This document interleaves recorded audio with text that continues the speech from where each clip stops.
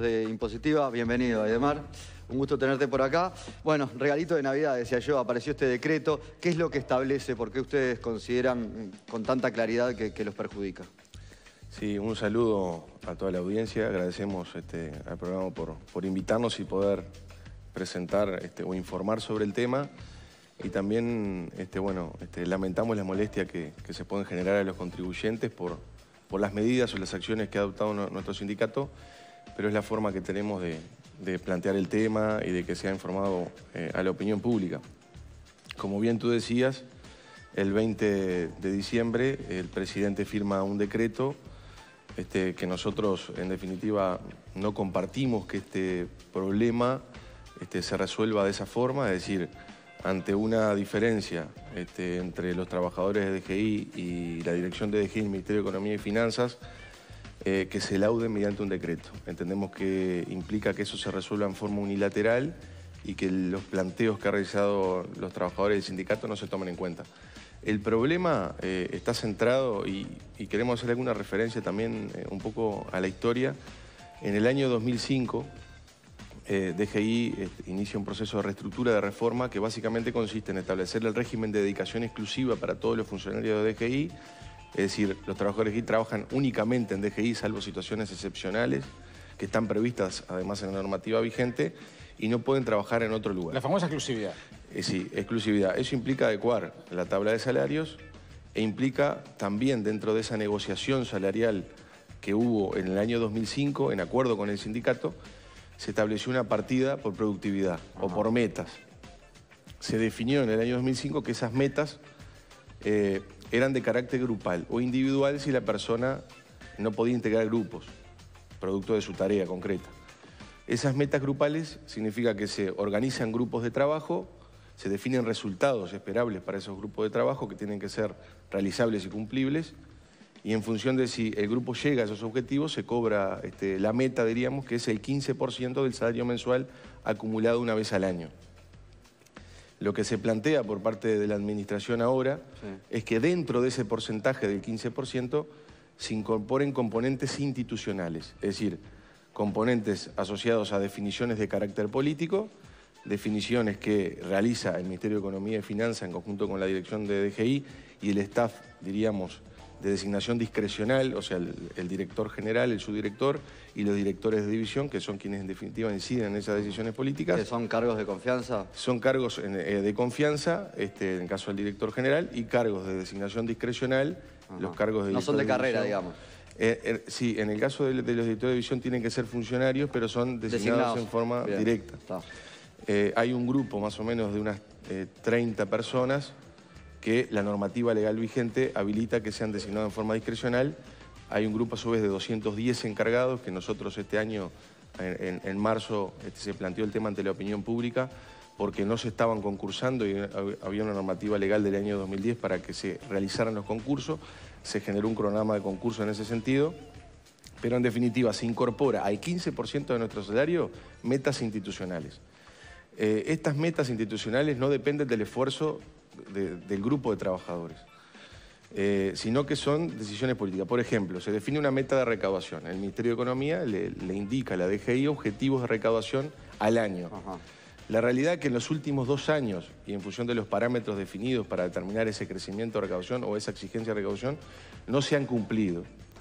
¿Qué quiere decir? Que si se incorpora a nuestro salario indicadores que en los últimos 2 años no se han cumplido y que este año probablemente tampoco se cumplen, se mantienen los criterios de medición, implica aceptar una rebaja salarial, porque son indicadores que sabemos que no se van a cumplir.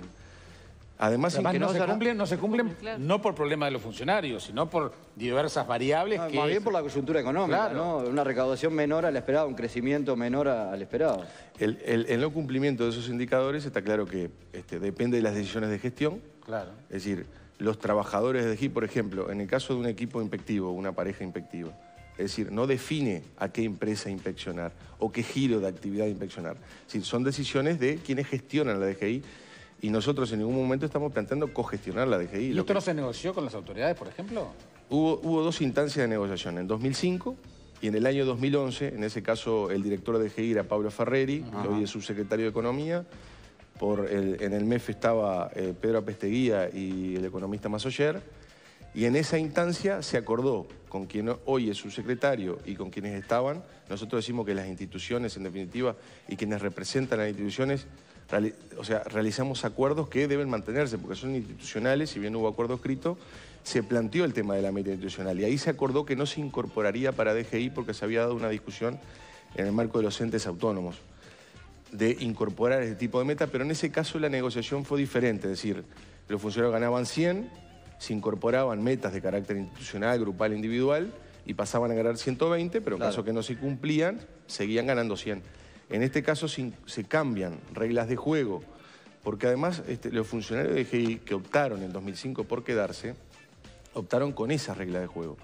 A su vez, los funcionarios que ingresaron después de 2005, en el llamado concurso se dice que además se percibirá una partida de 15% por meta de carácter grupal, es decir, las condiciones de trabajo y los criterios se cambian en forma unilateral por parte de la administración y es lo que nosotros estamos rechazando. Pero además, esto tiene un impacto en el salario porque, en definitiva, si se asocian indicadores que no dependen del esfuerzo individual y grupal y a su vez esos indicadores en los últimos años no se han cumplido y son decisiones de gestión, está claro que impacta en forma negativa en el salario. Pero en el caso de los directores de división, y un poco para poner ejemplos concretos, es decir, el director general tiene un salario mensual de 245.000 pesos, el subdirector de 229.000 pesos y los directores de división de 225.000 pesos. El impacto principal se da en los directores de división que en los últimos 2 años no se cumplían esos objetivos y su meta, que es el 15% de ese salario mensual acumulado en el año, la mitad de la meta estaba asociada al objetivo recaudatorio de DGI. Con estos cambios, ese 50% de incidencia pasa a ser un 10% de incidencia. ¿Qué quiere decir? Que del total de la meta, los directores de división de DGI, en vez de un 50% de incidencia, la meta de recaudación pasa a tener un 10% de incidencia. Eso implica en los hechos, y es lo que nosotros hemos transmitido a la opinión pública, un aumento salarial de la partida por metas para los directores de división de 175.000 pesos en el año, es decir, son 9 direcciones de división, estamos hablando de casi 1.600.000 pesos. Sí. Sin embargo, como contrapartida, es decir, quienes gestionan la administración se modifican los indicadores para que la incidencia en quienes gestionen sea menor, pero se incorpora para los funcionarios de nivel operativo que no tenemos incidencia en la definición. Por ejemplo, se da el ejemplo del portero por parte de la administración. Sí. Y se transmite, bueno, un portero tiene incidencia en la recaudación general de la DGI porque en el ejemplo que se da, si deriva mal el trámite o la consulta, puede generar un impacto. Lo que nosotros decimos que claramente eso no se resuelve con incorporar al portero una meta de recaudación general que no tiene incidencia, sino que se resuelve con más capacitación, con un seguimiento por metas individuales o grupales de que la tarea se realiza de buena forma, es decir, y se dan otros ejemplos que están más vinculados a mejoras de gestión en la institución que a incorporar este tipo de componentes. Para que quede bien claro, perdón, estás hablando entonces de que para los directores el decreto genera el efecto contrario, los beneficia y hasta ahora la mitad de su premio dependía de esto y ahora será solo el 10%. Sí. Y son salarios de más de 200.000 pesos cada uno. Porque se habla también de los salarios de los funcionarios muchas veces y se dice que son salarios altos, que hay que considerar la situación del país. ¿Cuál es la realidad hoy de los funcionarios? Sí. ¿A cuánto nos afecta esto? Sí, en DGI hay 1.350 funcionarios, son casi 1.200 los funcionarios que ahora incorporarían este tipo de meta, que nosotros estamos rechazando. Y para también desmitificar un poco esa cuestión, nosotros presentamos ahí información de lo que son los salarios de ingreso de DGI. Es decir, hay unos 400 funcionarios que están en esa situación salarial. Vamos a ver los recibos, ahora los mostramos. Pero... Claro, en el caso de los funcionarios, ahí se está mostrando el salario de un profesional de DGI de ingreso. Son funcionarios que en algunos casos han estado 6, 7, 8 años con ese nivel salarial. Estamos hablando de que funcionarios profesionales que no ejercen en forma libre su profesión, que cuelgan el título, diríamos, solo trabajan para DGI exclusivamente y tienen un salario nominal de 72.000 pesos y líquido de 50.000 pesos. Claramente es un salario que además si se compara con los salarios profesionales de los otros organismos recaudadores es muy inferior. Y a su vez está el salario del personal administrativo, que es un salario de 40.000 pesos nominales, y líquido es un salario de 30.000 pesos. Es decir... ¿También tiene exclusividad? ¿Debe tener exclusividad administrativa? Es decir, los funcionarios profesionales y no profesionales de DGI tienen dedicación exclusiva. Todos. Entonces, son salarios que claramente no retribuyen la exclusividad, son salarios menores a lo que además pagan el resto de los organismos recadadores. ¿Y en la carrera cómo va aumentando ahí el salario? Bueno, porque esos son los ingresos, ¿no? Sí. En lo que se refiere al sistema de carrera, ahí hay una cuestión importante a destacar. En el año 2005, el decreto vigente, que hoy está vigente, 13 años después, aún no se ha cumplido, que estableció. Dado que en DGI hay dedicación exclusiva, tiene que haber un sistema... Este es el que ya vimos. Este es el que ya vimos, es el otro, el del salario del C1. Que son 40.000 nominales. 40.000 nominales y 30.000 pesos líquidos con dedicación exclusiva. Son funcionarios ¿Pero que... esto en qué niveles? Es el de ingreso, pero hay funcionarios casi 8 años están con ese salario. ¿Con este mismo? Con ese mismo salario. Que lo que se plantea o la consulta es, sí, bueno, ¿cómo es el sistema de carrera?